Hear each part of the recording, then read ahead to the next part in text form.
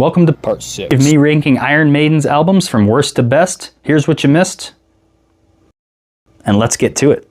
Alright, second favorite album, Peace of Mind. When I was looking at other lists, I was honestly surprised at how low it showed up. I thought this would be a shoo-in for top 3 across the board. I mean, this thing's just loaded with hits. Right off the bat, you've got Where Eagles Dare, Nico McBrain starting off this album the first few seconds, immediately proving his worth. Revelations is my favorite Iron Maiden song of all time, and Flight of Icarus might be the most dynamic song for Bruce. His vocals are up in orbit in that song. And of course The Trooper, which I highly doubt I have to explain to anyone watching this video. But if you're interested, I did do a little history lesson about The Trooper in my reels, check it out. Die With Your Boots On, that's a hit.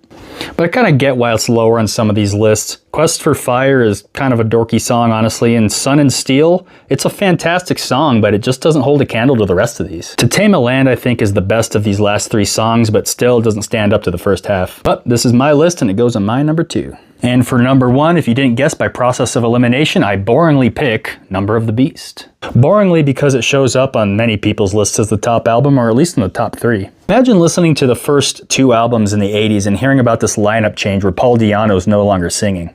Uh-oh.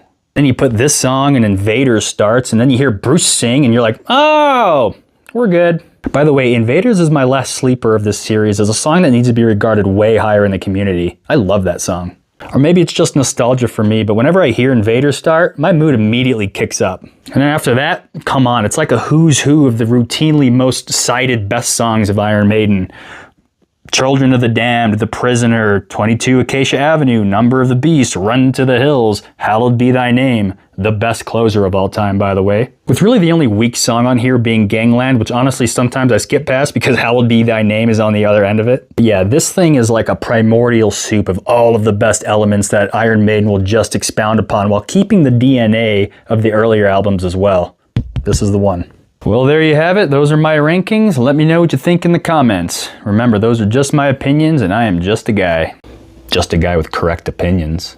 Nah, I'm kidding.